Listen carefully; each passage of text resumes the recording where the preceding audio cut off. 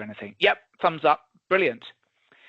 Okay, so welcome everyone to lessons from my first quarter century as an occupational psychologist. What a depressing title. I did realize I kind of went through in the early stages of my career, always adding kind of 1 year or 2 years when I was introducing myself at client meetings to try to sound impressive. But when you get up to 25, it starts to, really sound significant. So I thought, well, actually, I was invited to do a talk at Nottingham Trent University a couple of weeks ago to talk about my career to date. And I had a lot of fun reflecting upon the lessons over that time period for the students. And I thought, well, look, rather than consigning that presentation to the dustbin of history, let's run it one more time as a public event. And hopefully this will be of interest to people. So just by way of an introduction, I am a chartered occupational psychologist. I have been working in the field for 25 years, although this goes back even further than that to talk about my love for measuring individual differences that arose even before then. I am an associate fellow of the British Psychological Society. I'm a principal business psychologist with the ABP. I'm also an honorary member of the ABP and former chair. I've also set up and run a business for the last 13 years called STEN 10, and we specialize in bespoke people assessments. But I've also done various other things throughout my career, which I will be sharing with you in this presentation. So, what's the aim? Well, really, this is one psychologist's career journey. So I'm going to tell you about the choices that I made throughout my career, the reasons for those choices, and I guess some of the highs and lows across that time period, including setting up and selling 2 businesses, including my time as chair of the ABP, and including some interesting experiences from my early years in employment as well. It was originally produced for early years psychologists, but everyone is very welcome at whatever level of experience. Hopefully you will get something from the session. In terms of Q&A, then I'm going to try to save some time at the end, and I will attempt to unmute everyone so that you can fire away any questions you have. I believe also the chat function should be enabled so that you can pop questions in there too. So how is this presentation split up? So I begin with learning the ropes. So I talk about what got me into psychology in the first place, all the way back to 1992, keeping it real. Then I talk about the 6 years that I had a job and I was employed. I'm going to talk about 3 different organizations and how those 3 different experiences has shaped my practice as a psychologist in the present day. Then I had a bit of a blip, or a bit of a jolt in my career. I went freelance, perhaps not entirely planned, and I stayed freelance for 6 years. So I'll talk a little bit about why that happened, what I was doing whilst freelancing, and how that affected my practice. And then we come on to the, I guess, the meatiest section of my story so far, which is setting up, running, and growing a business. So STEN 10. Then I'm going to bring us right up to date to talk about the recent acquisition of STEN 10 by the Unseen Group in November last year. And I'll talk a little bit about why I decided to let STEN 10 be acquired, but also what the plans are going forwards. And we'll end on a slight existential crisis, which I'm sure many of you will share as well, but I'll talk to you a little bit about my views on the future of the assessment of individual differences. So hopefully that sounds of interest, and we can, there'll be something to gain from each section. So let's start out with a little bit of interactivity. So I'm going to begin with talking about how I learnt the ropes of what it means to be a psychologist. And what I thought we could do in true interactivity style is to have a little Slido poll. So how this works is that you can either go to slido.com and enter in that number on the left there, and you can enter in your answer to the question, what made you choose to study psychology? What got you into psychology in the first place? Alternatively, you can take a picture with your camera of that QR code and click on the link that will magically appear on your screen, and then that will take you to the poll as well. What I'd be interested in at whatever stage in your career you decided to go down the route of being a psychologist, what made you go down that route, whether it was when you were kind of 16, 17, or whether it was a mid-career shift. While people are typing away, I'm just going to let a few people in from the waiting room. So for those who have just arrived, we're just doing a quick Slido poll. What made you choose to study psychology in the first place? It'd be interesting to see the kind of responses we're getting. Thank you, Katie, for supporting in the chat there, if anyone's not familiar with how to use Slido. So wanting to understand people, a fascination for psychology, going deeper into what makes people tick, shadowing at an HR firm, great, and psychometrics, wanting to learn clinical. Yeah, I think that's common to many people. They're actually interested, perhaps intrigued by those clinical instances of psychological makeup, and then perhaps they take a sidestep into occupational to help overcome one's own trauma or understand one's own past experiences. People are interesting. Yeah, that was one of my key reasons as well. Okay, so it's criminal minds as well. Okay, watch this space. I'll talk a little bit about that as well. So these are all really laudable and really interesting reasons for choosing psychology as your chosen profession. Why did I choose psychology? Well, I'm slightly ashamed in the face of all of these really inspiring reasons to say that way back in 1992, I was advised to choose psychology as an easy third subject at A-level. So I was doing English and history. I thought I was going to go on to become some kind of producer of prose or writing stories. That was my particular passion. But my advisors said, look, English and history are quite tough. Like, ease up on the third one. They said psychology will be all right. So I said, okay, yeah, I'll do that. So I dived in, and I guess the first thing I learned quickly was how numerical it was. So and some of that was great. So I loved the fact that you could put numbers to things like personality, which I just didn't think it was possible to put a number to. So with personality, we find out that there are broadly 5 factors of personality that crop up time and time again when you assess it. Things like short-term memory, the fact that we can hold in our heads, in our short-term working memory, about 7 chunks of information. And I was like, wow, that's really, really quite cool that we can explore this nebulous concept of human psychology and measure it, put a number to it. And that's really something that's followed me throughout my whole career, I guess culminating in a company called STEM 10. And if anyone can put in the chat a definition of what a STEM score is, I'll award some kind of prize later, but it's all to do with measuring the mind. What I did find is that the stats got more difficult quite quickly. So 20 people started my A-level, about 3 people finished. Now, we can't do votes here, but I know that some of you will be studying your masters at the moment, and I know that there's typically a split in the degree to which people love the numerical aspect of it.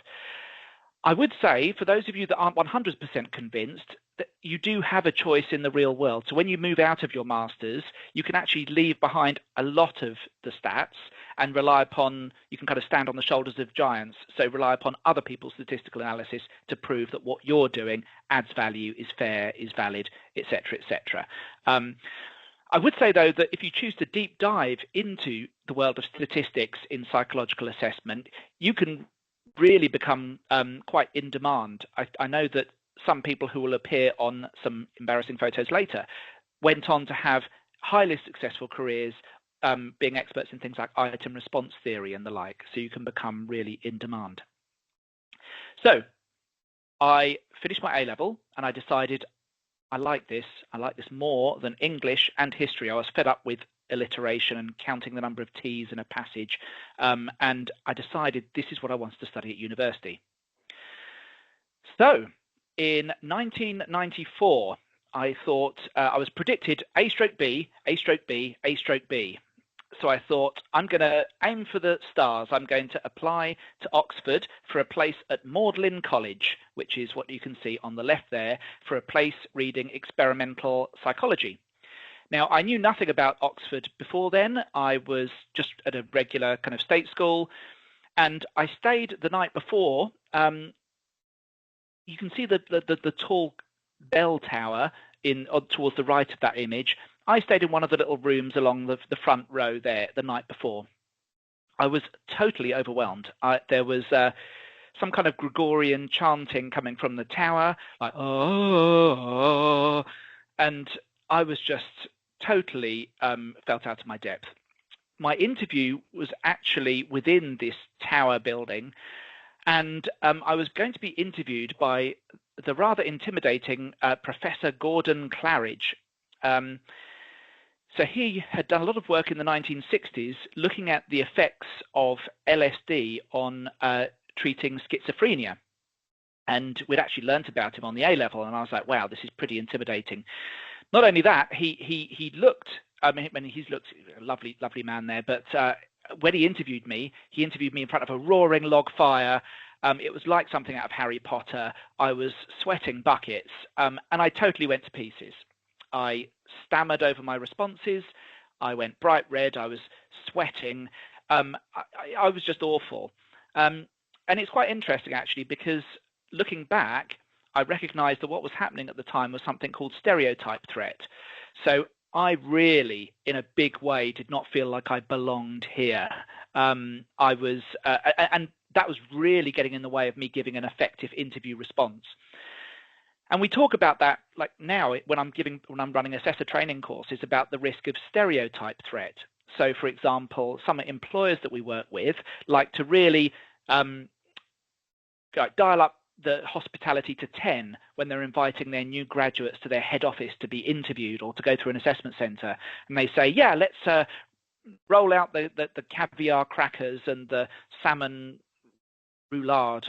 I don't know if that's a thing, but in an attempt to appear friendly and welcoming, but actually what it can do is it can trigger huge stereotype threat. These graduates are thinking, caviar, like, how do I eat that? Is that fish eggs? It tastes disgusting. So that's what I was experiencing in a big way. So you'll be probably not surprised to hear that I was rejected. So I was summarily told that I was not really suitable for a position at Oxford. It was interesting, actually, in researching for this talk, I looked up Gordon Claridge to find his photograph. And I actually found his obituary, very sadly. He passed away a few years ago, and found out that he himself always felt like an outsider at Oxford. And one day he deliberately wore his sweater the wrong way round during all of his lectures, and as a bit of an experiment, and not one person commented. And he said that demonstrates the aloof snobbery of this place. So I actually think I probably would have got on quite well with Gordon if I'd passed the fireside chat test. So what to do? So at this point, I had a choice. I could either go somewhere else, or I could take the slightly mad decision to reapply. And I took the slightly mad decision. So there's something about Oxford that made me want to give it another go, especially after my A/Bs came back as 3 As. So I thought, I'm going to give it another go. And I guess that's one of the reflections that I'll have, not to give the game away, but I did get in the next time round. But it was, if you have something that you really want to pursue with all of your heart and soul, then go for it, and you'll work it out as you go along. Now, what was I going to do for a year? So I needed to fill up my time. So first off, I thought I'd do another A-level. So I did an A-level in law. I also got some work experience at Wormwood Scrubs Prison. So this was through my A-level teacher, who knew the principal psychologist at Wormwood Scrubs. And there I got to shadow what life was like as a forensic psychologist and decide whether I would like that as a career path. I think what that gave me was a real test of my guiding principles, my values, as it were. This was a Category B prison. It was full of people that had essentially committed the worst crimes that you could imagine, but typically under the influence of drink or drugs. I was 17 years old. I was fresh-faced. I mean, you talk about stereotype threat. Again, I'd kind of, as you might expect, I'd not experienced the inside of a prison before. I was casually strolling through the wings in my cream chinos and fluffy cream jumper. And yeah, my vocabulary was expanded quite dramatically. I found it quite difficult to try to align my values with the role and think, actually, can I dissociate what these people have done with the need to help them? And at that time, I found that more difficult, and I thought, I don't think I can do that. But I learned a lot from the experience, including one day when I heard a lot of squeaking going on, and I said, what is that? And they said, oh, well, that squeaking, it's not trainers on the floor or whatever, it's actually budgies, and these prisoners were allowed to keep budgies in order to help foster their empathic and caring tendencies, which was pretty interesting. Marking butts. I spent a year sitting in a sandy trench marking butts, which is basically looking, these are rifle range targets at Bisley Rifle Range, and for the princely sum of £20 a day, I would sit in a trench watching for a bullet going flying up against those sandy banks, pull down the target, put a little stopper in it, and then push it back up again. It gave me some money, gave me a bit of experience, and I also did a little bit of time working at Sainsbury's as well. Sorry, that's a little bit there. So what would my lessons be from this period? I mean, I think don't be afraid if you've broken the conventional path through education or work. What seemed pretty huge at the time soon becomes lost in the mist of time. I think also just really being honest with yourself about whether the type of work that you're going to go for really aligns with your value set, whether that's going to be motivating, etc. I think looking back now, I would be far better at that. I think especially since becoming a dad, I think my empathy's gone up a lot more, but back then it wouldn't have been right. So a year at prison and butt marking, and then Oxford take two. So this time I applied to University College, and I was interviewed by two polar neck wearing psychologists called Nick and Dave. Nick and Dave were in their 30s, very softly spoken, and they looked exactly like I thought a psychologist should look like that fellow on the left there. Now, interestingly, I actually decided to adopt that as my dress code. And a few years later, when I got a job at SHL, I was wandering around dressed as I thought a psychologist could look, when one of the managing consultants said to me, perhaps you should walk past HR dressed like that because they're writing a new dress code and you're the perfect example of how we should not dress at SHL. I think things have lightened up a little bit since then, but that was seen as pretty controversial, cutting edge stuff. Anyway, so interviewed by Nick and Dave, I really relaxed. I got far more calm. I got to University College to study experimental psychology. Experimental psychology being purely that which can be arrived at via experimentation. So following on with my love of putting a number to things, this was all about things that are directly observable. So I know nothing, or very little, about Freud, Jung, etc. It was all things that can be measured. My room was actually that little turret at the top there. Many a pleasant evening with my buddies, smoking cigars and the like. It was also at Oxford that I got my first introduction to occupational psychology. So my tutor for the individual differences module was Dr. Robert McHenry, who ran Oxford Psychologist Press, who distributed a personality questionnaire called the MBTI type indicator at the time. I was very awestruck by Robert. He, for a start, he had gold cufflinks, and I thought, wow, this guy has obviously made it. And secondly, one time he said he was marking my essay in Africa, where he was delivering some MBTI workshops, and there was herds of elephant walking past his syndicate room window. And I thought, wow, I want to have elephants as part of my professional career as well. Just as a bit of a intro for those of you that are still on your studies, the MBTI follows what we call the type theory of personality. So it's a way of quickly categorizing people based upon 4 letters, based upon their responses to a questionnaire. It can be a little bit controversial, mainly because it can be used inappropriately. So some people can use it for selection, or some people can use it in a very rigid way and saying, well, look, I'm an ENTP, and therefore you can't blame me if I talk over people sharing my ideas all the time, because that's just who I am. But I think it can be a useful tool to help team building, conflict resolution. I've used it for. So yes, it was an interesting insight into personality tools, which have become a staple of my career since. So Oxford, 3 years, plenty of adventures, but I had decided by the end of that I'd kind of had enough of education, but I did want to be an occupational psychologist like Robert and see elephants. So I did brace myself, and I said I'm going to do a master's in occupational organizational psychology, which I did at Surrey.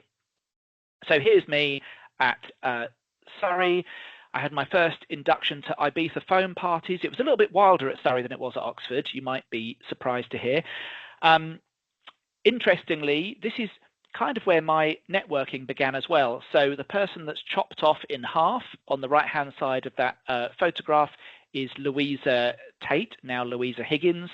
And she is one of those examples of people that's really taken that data-driven approach and that statistical expertise to its max. And now she's a very highly respected, very in-demand freelance psychologist who can do all of the fancy stats and things. And the others all went off to different things, actually. Quite a few of them left the field. So on my master's, I also got my first taste of developing a personality questionnaire. So a company called ASE had a new trait-based tool.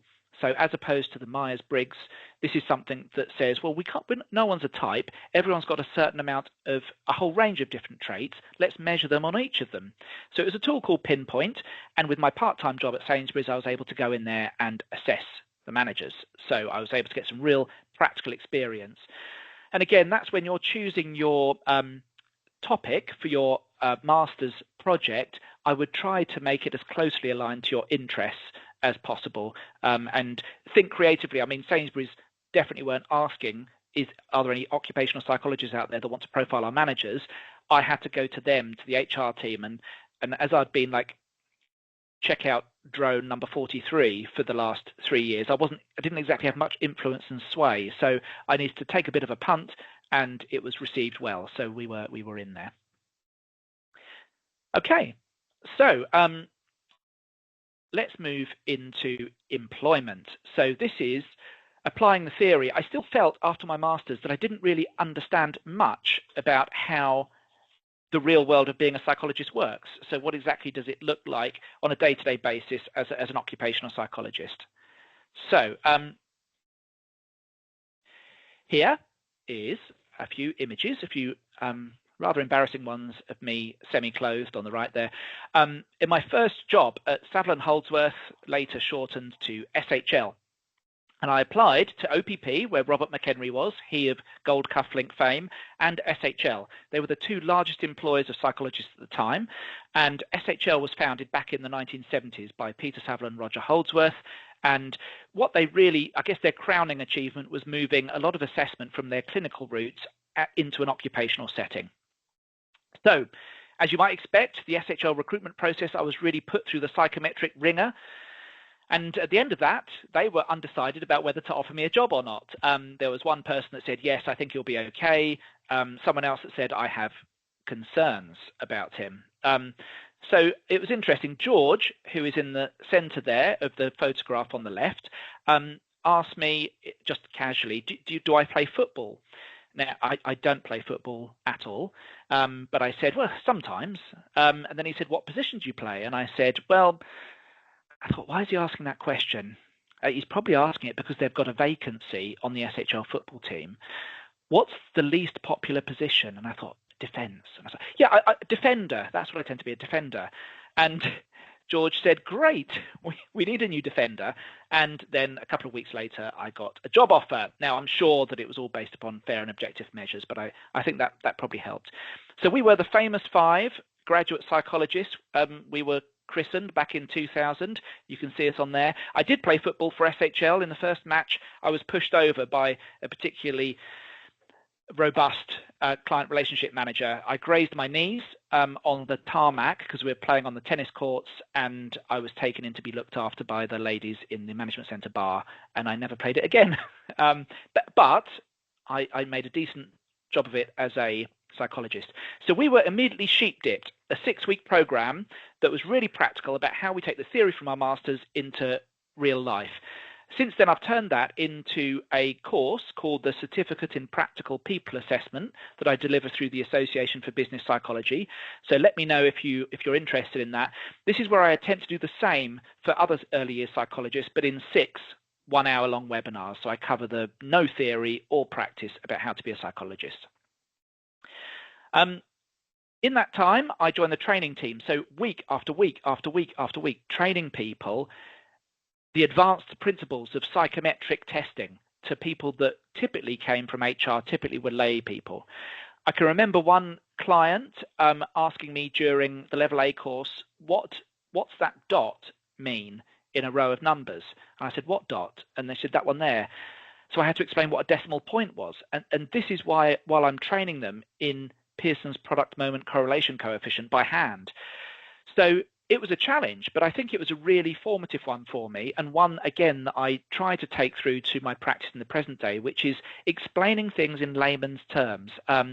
So yes, sometimes you do need to throw out a few terms like Pearson's product moment correlation coefficient to show that you are credible and to perhaps counter pictures of you in a leather waistcoat and nothing else. But for the most part, I try to talk in down-to-earth language that people will understand. So rather than saying, let's calculate Pearson's product moment correlation coefficient, I might say something like, let's see if how well you do in the test relates to how well you do in the job. And yeah, and leave it at that. I also acted as a duty consultant. So I sat on the phone and took calls from clients. I didn't know what was going to come in from one moment to the next. So it was a real game of kind of Russian roulette. I could answer some of them, and some of them I needed to go away. And I've kind of formalized that into the Assessment Agony Uncle, which is a free drop-in clinic, I guess, that I run every month where people can come in and ask me any questions they like about assessment. So watch out for those if you haven't been to one already. It also really helped me build my networking skills. So every week we needed to have dinner with delegates twice, and we were almost written into our contract. We had to perform karaoke with them every Thursday night. And I'm kind of like a reluctant extrovert, so I needed to find ways of connecting with people, which, yeah, I think is a really important skill, again, throughout your career. I mean, I try to find common ground, whether it's work or whether it's not. I mean, over dinner, I like going off-piste a little bit, so I'd ask questions like, has anyone ever seen a ghost or a UFO? Get the conversation started. Anyway, so at SHL, I got chartered. Is it still a worthwhile process to go through? Well, I think, first of all, we need to see whether the British Psychological Society will continue to support chartership. I'd say at the time, it did unlock my ability to be promoted to a senior consultant, and there were some jobs that required it. However, that seems to become less and less critical now. So I think it is important for some positions, especially within central government. I would say it does act as a bit of a badge of quality, but it's perhaps less essential than it would be. And it is very time and money consuming, so you need to think hard about it. I think also consider alternatives like the certification as a business psychologist awarded through the Association for Business Psychology. So, what did SHL give me? I think what it gave me, apart from this practical application of my theory, it told me how you do things when you're doing them at their very best. So it was like the Rolls-Royce version for most of the time when I was working there. I was starting to feel a little bit restless though. But before that, actually, I should mention, I forgot about this slide, I fell in love. So I don't know if this is entirely appropriate for the presentation, but it's a little bit of gossip for you. So back on that previous slide, one of those people that I was standing there with, I was paired with to analyze the internal consistency Cronbach alphas of the Thomas International Disk System. And as we went through, I said something along the lines of, this scale has an internal consistency of 0.5, and I don't think that's really to British Psychological Society standards. And apparently that gave her a rush of animal attraction for me, and the rest, as we say, is history. And we now, 25 years later, have a little family together, and yeah.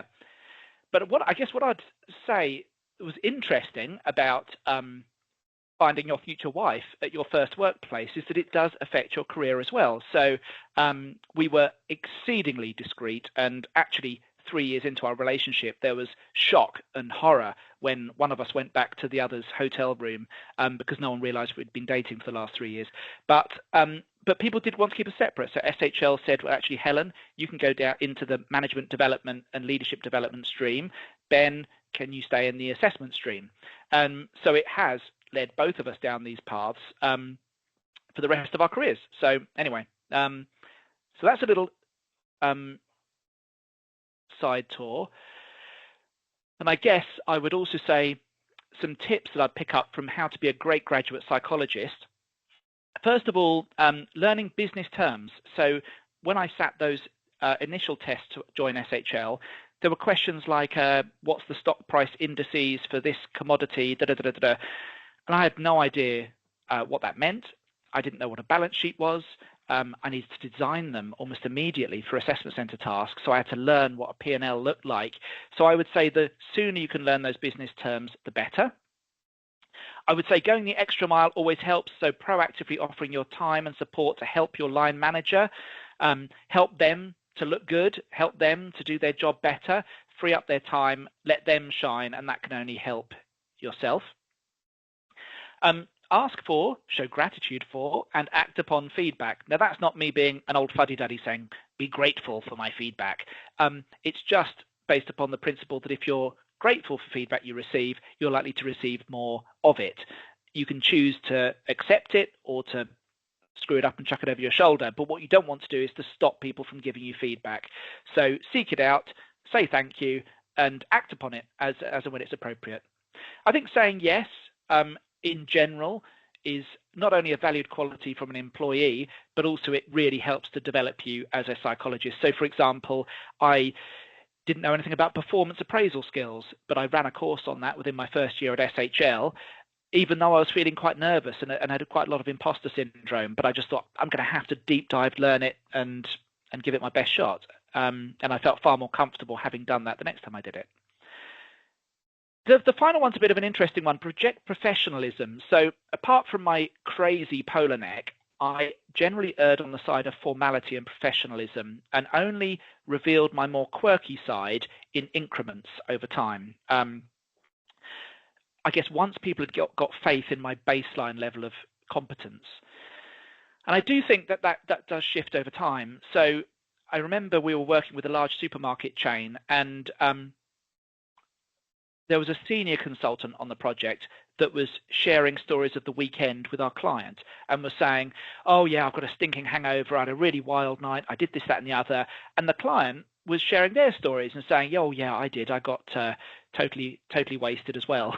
And I know one of the other famous five, who shall remain nameless, was in a bit of shock and awe and was still being very professional. And the client actually said to them, oh, why can't you be more like so-and-so? And it made them, first of all, feel indignant and say, well, I'm the one being professional.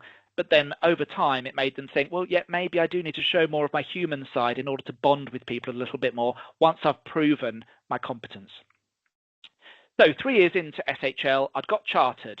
It's a great place to get chartered because you can get rotated through different placements. But then I was getting a little bit restless. So I'd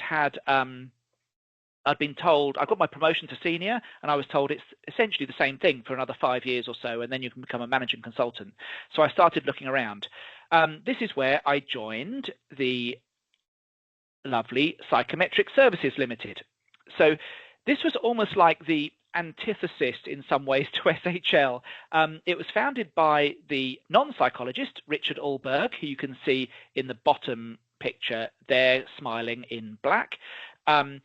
And he'd seen an episode of the TV show called Tomorrow's World, which was about testing people using drum roll, a computer rather than paper and pencil. And he had the entrepreneurial drive to start up a company, to start offering everything SHL did, but in an online first way, and to be quite commercially astute in doing so.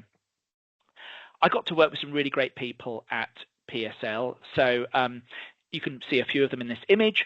So on the left-hand side, you can see Dave Milner, who's recently retired, but he built up a huge following as the HR curator on Twitter, but he was my line manager at the time. You can see Ruan, who is on this call in a very dashing hat, again in that left-hand side picture at the back there, who's gone on to do great things and is currently based in Dubai. Then we have Ian Newcomb on the right-hand side, who's now the Global Head of Assessment at Citi. And I guess my reason for saying this is that you never know where your network's going to end up, and especially if you take the route that I took, which is going freelance or starting a small business, your network is your net worth, as they say. So maintaining those relationships and friendships are all really important and can be very powerful. So what was life like at PSL? So it was great. I think it was a bit of a shock for me because SHL brings with it a bit of a halo. People immediately respect you and you have this aura of authority. Whereas PSL, people were a bit suspicious, like, who are you? Like, why should I buy from you rather than SHL? And also, I think there was far more of a pragmatic focus at PSL. So this picture in the middle is a roundabout in Coventry. And that was my home for 6 weeks when I joined PSL. I was in a hotel that was so inexpensive, they had to chain the TV to the wall so that I wouldn't steal it, because they suspected that their guests were the type of people that would essentially steal the TV from the room. And I needed to administer psychometric tests and an interview to help play a role in a redundancy decision. Now, this is the kind of thing that I think SHL may have thought twice about, but I thought, well, look, you can either choose to walk away as an occupational psychologist and say, I'm having nothing to do with this, or you can say, I'm going to take you one rung up the ladder of best practice. And that's the attitude that I really developed at PSL. It's, yes, have the best practice in your back pocket and go to the max when it's needed, but otherwise consider when you can be pragmatic, when you can help a process rather than declining to be involved at all. There's me. I think I was dressed up as Harry Potter or something. I'm not quite sure what I'm holding there in between my two fingers. I don't know if that's a badge or something, but anyway. So that was PSL, 18 months there. After a while, I started thinking, well, this is great, but again, I got that slight sense that my career wasn't moving on. So I saw a role advertised as the head of occupational psychology for an advertising agency. It was a recruitment advertising agency. So I went there. I had my team for the first time. I know I had kind of Ruan as like a mentee before, but this was a full-on team. And this was a very different space. So it was full of spiky-haired people on skateboards, eating pizza, designing adverts. It was very different to the more formal SHL and PSL environments. And I think what I learned here was the fact that assessments don't always have to be things that are done to people. And almost like with some of the older SHL assessments, again, with the caveat that they'll have changed by now, but we'd present people with like 50 sides of black and white text and say, read through that and analyze it and like it. Whereas at this particular place, it was all about coming up with something that the candidate might enjoy or be informed by, or might even help to dispel myths about the company or help to embed its brand values into the assessment process. So that was a really nice kind of commercial injection into my practice to make things a two-way process. Why have I not mentioned their name and why did I leave? Well, I only stayed about 6 months. Now, the company itself was a great company. The people that I worked with were great. My manager had a particular way of working that was a bit of a clash with mine. So, for example, at one point I was called into a side room and given the feedback that I was shorter than one of my team members, and I needed to kind of adjust the chairs in the room to make sure that I was taller than them. And a few little things like that made me feel I don't know if this is quite right for me. And they often say people don't leave companies, people leave their managers. And I just thought in this particular instance, we're not quite well matched. So I quit and I had nothing to go to. So from quite a promising background, so Oxford was pretty good, and SHL, strong. PSL for 18 months, okay, maybe I should have stayed a little bit longer, but fine. 6 months here, and it was all starting to look a bit flaky. So I thought, I'm going to need to take a bit of reflection time here. So what began as a plan for maybe a month or so's reflection before I start sending out the CVs turned into 6 years of being my own boss as a freelancer.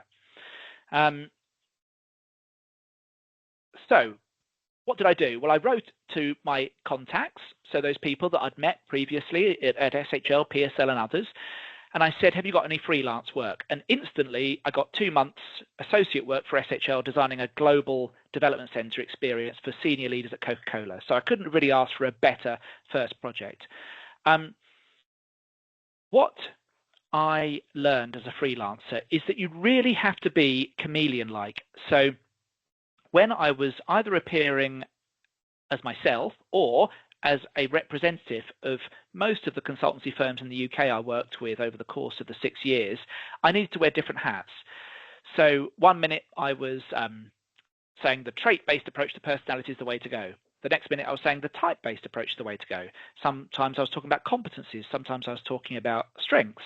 So I had to wear a lot of different hats. And I guess that's really fed into my practice at STEM 10, is that I'd like to see the good in the majority of different methods. I like to be respectful for people's different fields of practice and professionalism, even if I wouldn't necessarily adopt it myself. So I think that chameleon-like nature really helped. I also got to experience a bit of international work. Here's, you never quite know how life's going to pan out. I didn't get an elephant, but I got a camel.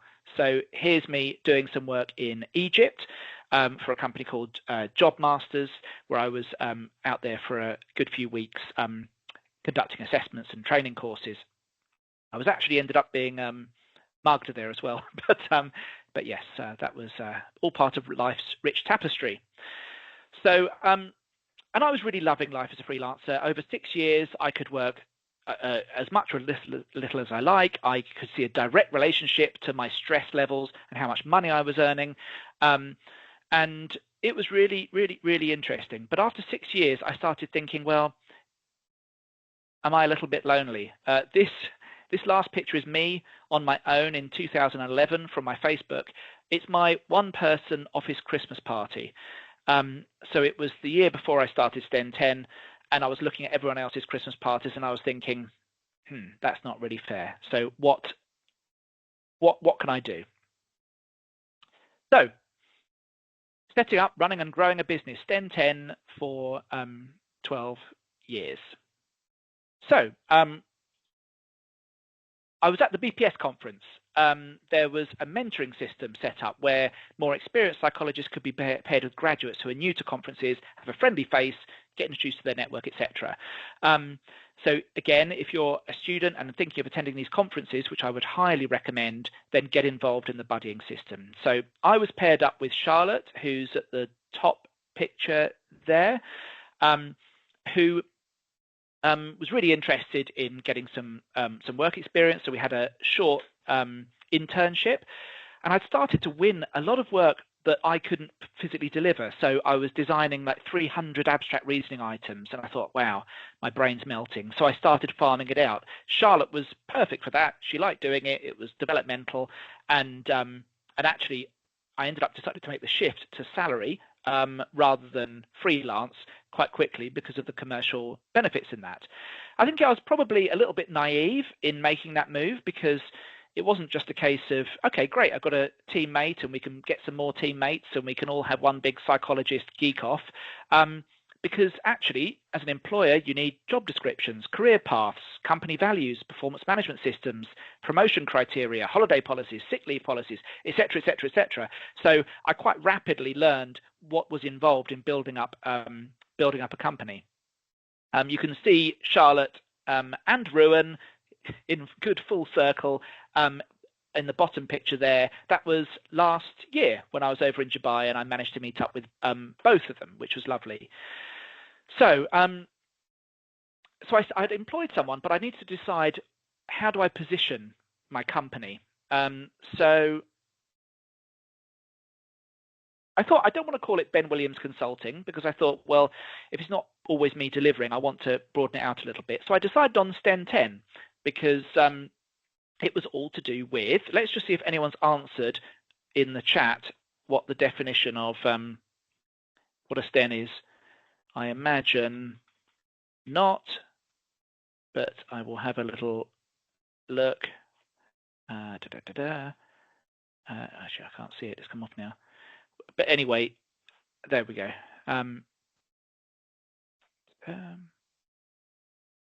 No one's answered it. Okay, well, a STEN score is short for a standardized 10 score. So if you look at this chart here, which is available on the back of my business card, you can see that most psychological characteristics, so going all the way back to those 5 aspects of personality that I learned about in 1992, are normally distributed. So if you take extroversion and introversion, you might get extroverts up towards the right-hand side, introverts towards the left-hand side, and the majority of people will say, well, I'm moderate. I'm kind of like, I'd say I'm moderately introverted, moderately extroverted, and then you get more and more extreme as you go to the ends. The same for things like reasoning. So this bell curve is a nice way to plot people, but if you want to start mathematically manipulating those scores, so saying, well, look, let's come up with an equation for the right combination of personality scales, then you need to turn them into a scale. So that's where you can convert it into a T-score or transformed score, or a STEN score, which essentially, I mean, goes from 1 to 10. Technically speaking, you could go beyond that, but Ben, sorry to jump in. There's just a Word doc that's come up over the slides. Oh, sorry. Why have I got Deloitte question mark on there? Let me just get rid of that. There we go. I'll just move it down. I can't seem to delete it. There we go. Thank you, Katie. I'm not sure why that happened. I think it was my going around to look at the poll results. Actually, Katie, can you also see the speaker list? Sorry, the attendee list. Oh. No, I can just see the PowerPoint now. Okay, great, thank you. So I thought STEN 10. STEN 10 is the top 2% of the population, or to be more precise, the top 2.28% of the population. So it talks about excellence. It talks about measuring people. Also, I decided to focus in upon assessment design as my niche. So rather than saying, I'm Ben Williams, I'll do anything for money, I thought, well, look, I'm Ben Williams, I'm an expert in assessment design because I enjoyed that kind of work the most. And it also allowed people to pigeonhole me and to say, well, if you want an assessment designer, Ben Williams is your person. Whereas if someone says you want an occupational psychologist, you've got a total wide choice. I mean, you've got a total wide choice of assessment designers as well, but hopefully it narrows down my chances. This is goes all the way back to a negotiation skills trainer that I met at SHL, who way back in 2001 was getting £3,000 a day for running negotiation skills training and nothing else. And he said, that's what you want to do, niche. So again, if you're an earlier psychologist, I think it is important to decide upon your niche at some point if you want to maximize your career progression and your day rates. I'd say at first, though, it's totally fair to say, look, I need to experience it before deciding. What I didn't realize at the time, because my darling cherubs were too small, was that there was a cartoon character called Ben 10.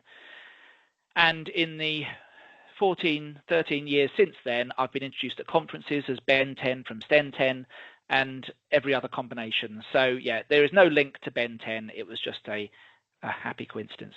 And what we ended up developing over time were certain client types at STEN 10. So we'd have some direct clients, so some huge international ones like BP, PwC, that would book us directly.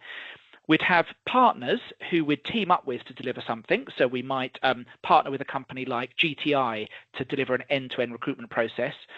And then the third category, which is kind of like my guilty pleasure, I call them, they're like the entrepreneurs with a vision. They're the dreamers, the ones that say, I have a view about what makes, for example, a great leader. Can we turn that into a psychometric assessment? We worked with an author of a book on inclusive leadership a couple of years back who said, develop that into a personality questionnaire for me, and I want to use that as part of my executive search service as a kind of a holistic offering.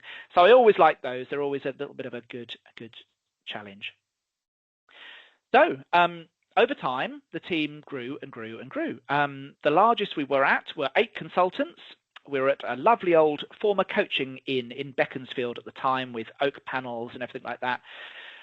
It was quite hair-raising because compared to my freelance days, because back then I just needed to cover my mortgage to survive. But all of a sudden I had 8 people's salaries plus an office that we'd leased, and everything out. And also the type of work that we're doing is quite project-based. There was no predictability. So I think that high risk tolerance needed to be there. But those that know me will probably say I'm a little bit more of a pessimist, a little bit more cautious, or I think I am anyway. So I never overstretched myself. I always just took on people when work levels would dictate that it was it could warrant it.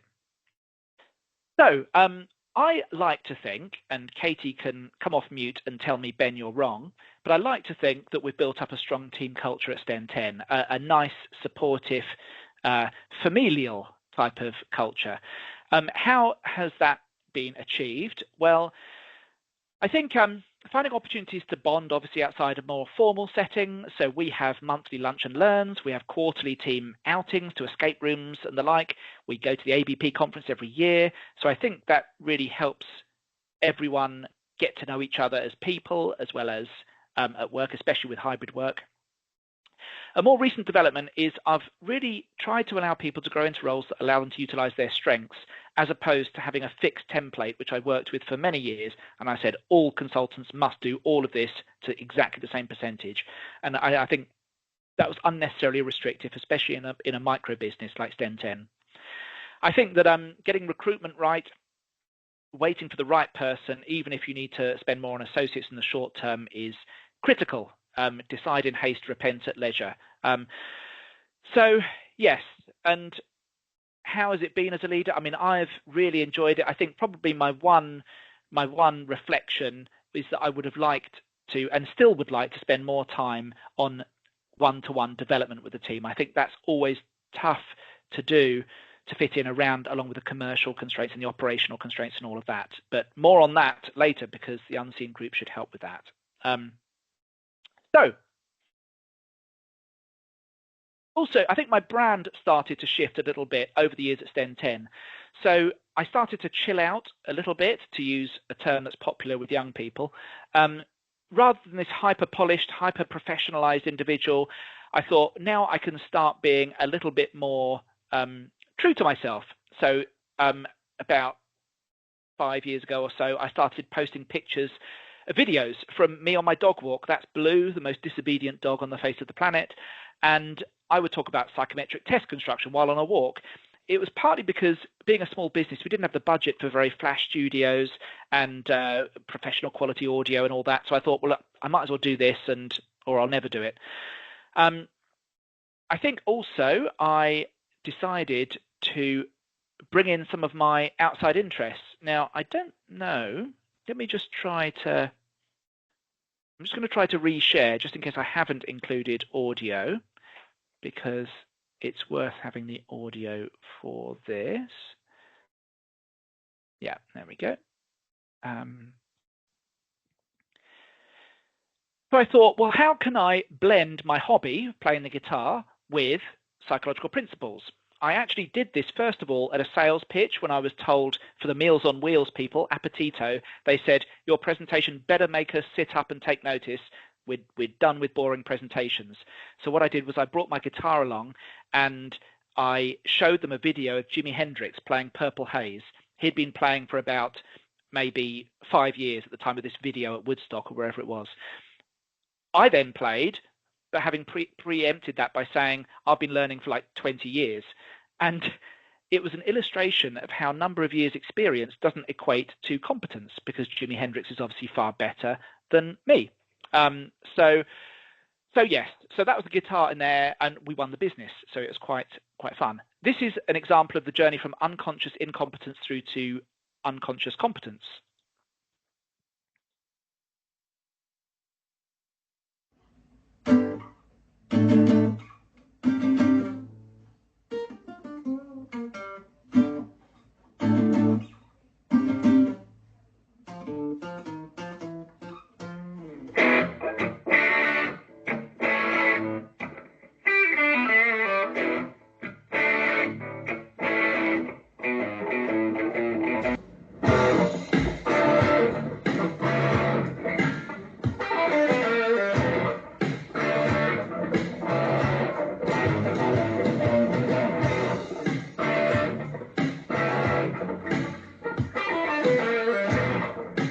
Right, we'll pause him there.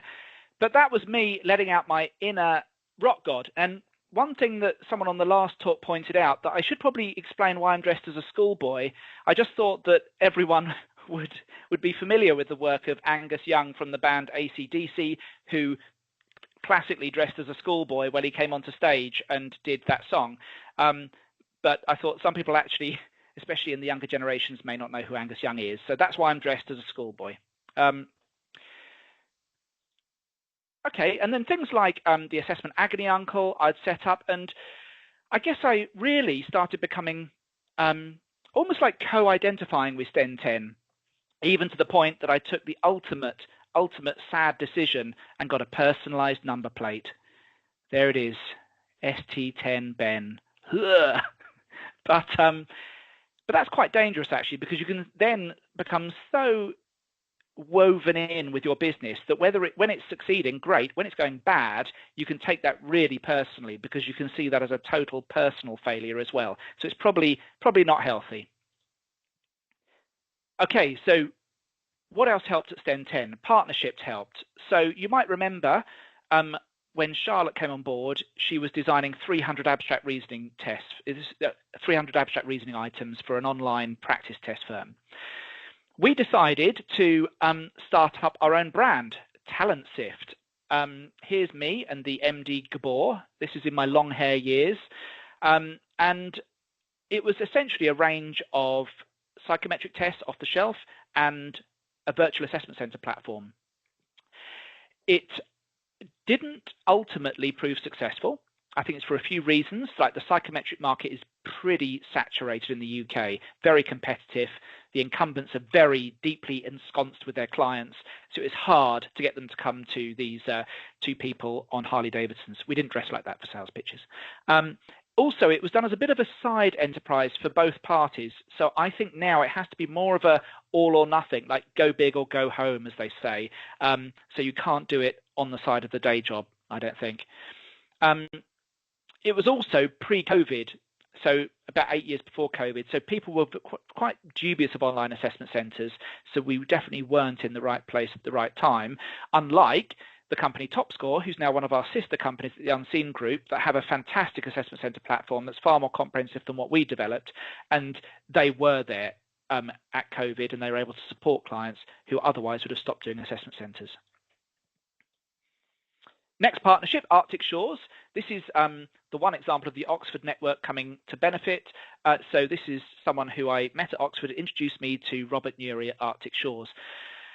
They were, back in 2014, starting at this idea of game-based assessment, so assessing people through games. So I ended up on their advisory board for a few years, helping them to translate the language of games to the language of HR. So what kind of psychometric qualities do you need to look for, etc. So that's been a really great long-term relationship. I've appeared on the podcast last year, and we've done a bit of work both ways, including designing one of their earlier games involving pirate monkeys needing to solve how to stop a ship from sinking. I should also say just that we're due to run for another 15 minutes on the meeting. We're bang on time, so we're all good, but just in case anyone's worrying that we're overrunning. But if you need to drop off, obviously you can.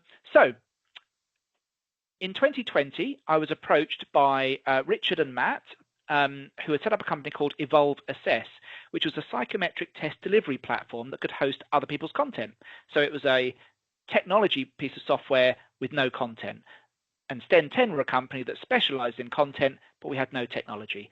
So it was a great synergy. Again, this is the power of networks. So Rich and Matt, I worked with when I was a freelancer, like back in 2007, for a company called the Test Factory. Interestingly, the only reason why I got to work with the Test Factory was because I saw their CEO had looked at my LinkedIn profile, and I thought, who's the Test Factory? I don't know. And I just wrote speculatively to him, and he said, that's a coincidence. We're looking for an occupational psychologist on a freelance basis. And I worked with them for about 4 or 5 years before then Evolve. And Rich is now a partner at Evolve, because Evolve were acquired by the Unseen Group. So we're now sister companies. A third partnership that we cultivated, this is a former client, Rohin Agarwal, who came to me with a question: do you think it would be possible to measure what makes a successful user of generative AI from a psychological perspective? So this was like manna from heaven for me. This is one of those quirky things. Can it be done? How do we go about doing it? So we did a thorough literature review. Our team spoke to prompt engineers. We pooled our collective wisdom, and we came out with a psychometric that was really, in some ways, ahead of the curve, because this was like 2 years ago now, but it's being constantly honed and updated now. So that was a really exciting project to work with. I guess what would my 3 key learnings from partnerships be? First off, I'd say you do have to like the people you're working with. You're going to go through the good times and the bad times with them. So having a strong relationship built on trust and respect goes a long way. I think also speaking directly and plainly about your aspirations for the venture and what would success mean for you is really important. And deciding how you're going to manage disagreements before you have disagreements, I think, is really, really valuable. I think that whole philosophy about being very open and transparent is something that I actually do in all aspects of my working life as well. So with clients, with the team, just so that there's no surprises later on. And I think also just be really up for it. So go into a partnership because you have a true passion for the shared objectives. Don't just go into it because you see a way of making money quickly. You need to have that passion that's going to drive your discretionary effort to go above and beyond when the times are tough. So have you volunteered for something to do with our profession yet? Another little bit of interactivity. I'm not sure what proportion of people are still we have one person voting there. I'd be interested if you've volunteered to do something for your profession yet, because it was around about midway through my STEM 10 time that I started thinking seriously about volunteering, and that has really brought some benefits, which I will run through in a moment. I asked this of the students, so hopefully yes, this is to encourage them to volunteer, but let's see what the results of the poll are. Hopefully they will pop up as if by magic. Wow, 50-50 perfectly. And that's, okay, there we go. Slight tip in the favor of not yet. So look, it's everyone's really busy, and I sometimes do feel like I wish I could bend time to fit in all of my voluntary activity, but I do think there's some real benefits here. So what have I volunteered for? So I volunteered to help out with the Association for Business Psychology and the BPS, actually. Over time, I found that the ABP was my perhaps more natural home because of its focus upon the practical application of what we do. So it's more directly helpful for the day job. So I was on the board, I was the chair for 2 years, and I'm currently the head of advocacy. So it's my job to talk about the wonders of business psychology to those who don't already know about it. I wanted to get a bit of a taster for what our clients are saying. So I joined the supplier steering group for the Institute of Student Employers. Places like, there's the odd bit of pro bono work that I'll do. I did a really interesting session using the MBTI actually with Watford Women's Centre to help with team dynamics and individual differences understandings, and places like the Psychometrics Forum I speak at quite a bit too. Why? Well, I get a warm fuzzy feeling of helping.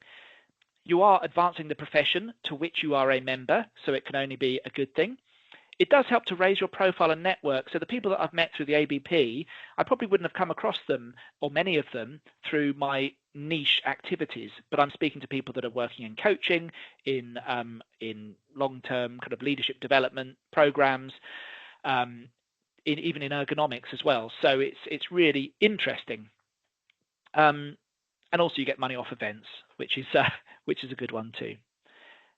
Okay, so this brings us up to pretty much the present day.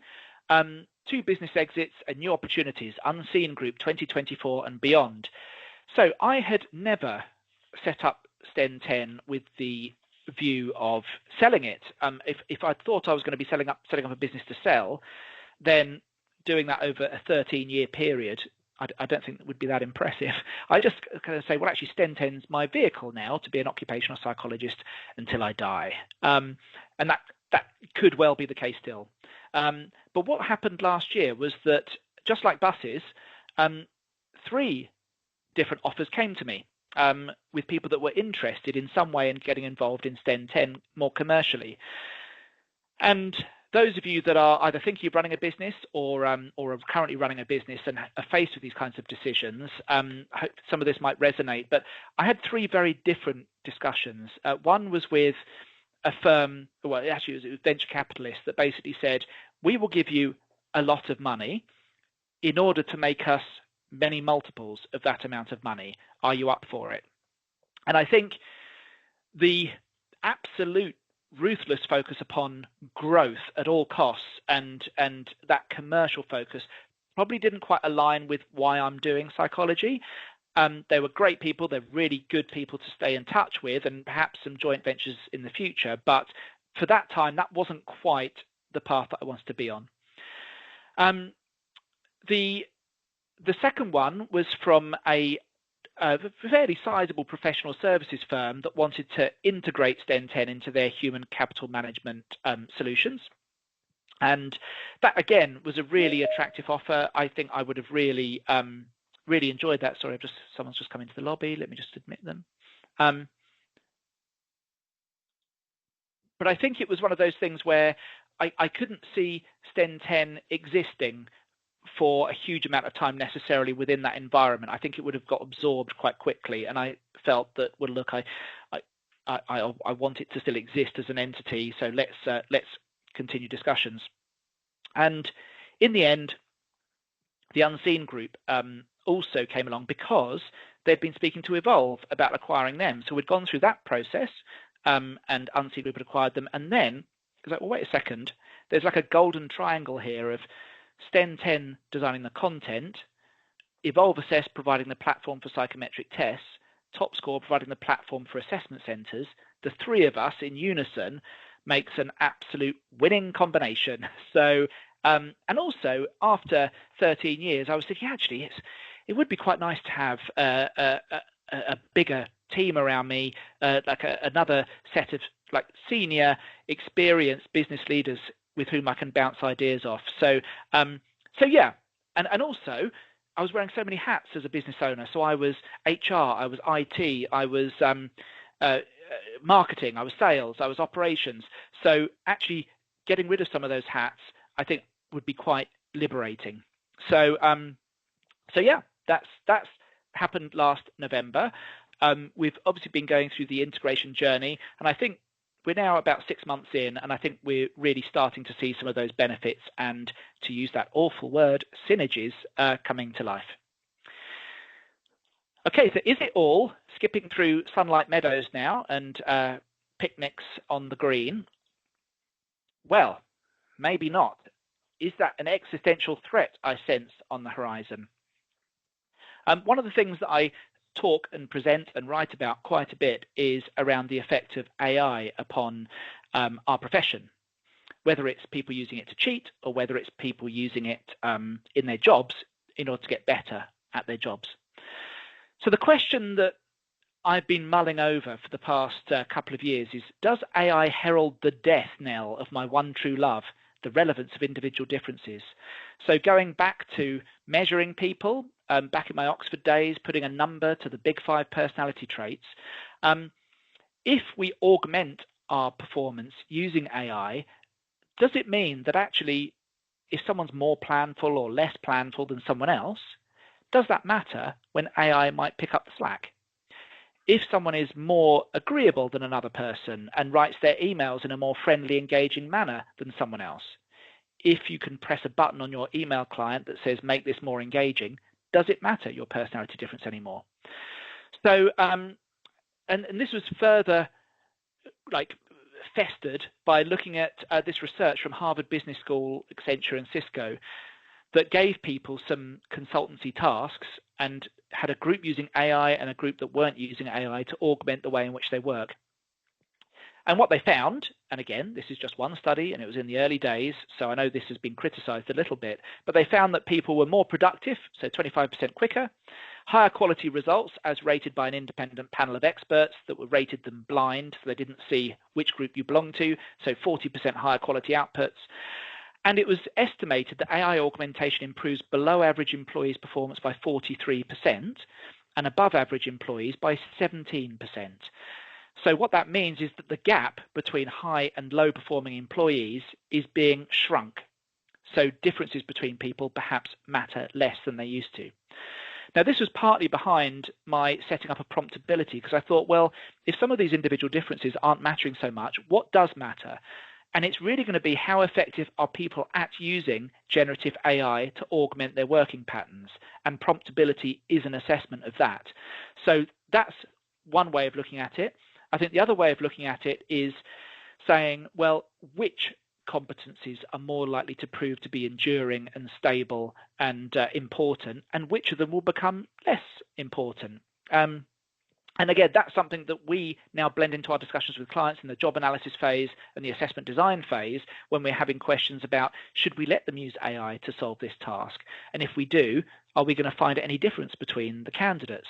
And for some of those activities, actually, it's changing. So some of those things, actually, it's probably less important now for people to be able to extract the key bullet points from some complex information. What they need to be able to do is to decide, what do I need? How do I need to interrogate this complex information using generative AI? And how do I review the output? And how do I use the output? How do I decide the best way to use that? So I think what we're assessing is going to change, but I think the importance of individual differences, I'm optimistic that it will still remain. Almost against all expectations, I've managed to finish with 1 minute to spare. Hopefully that was an interesting session for everyone, and if it wasn't, then refunds are available at the door. But I would say, if you've got any follow-up questions, then do connect with me on LinkedIn if you're not connected already. My email is ben@sten10.com, and there's a little QR code there that you can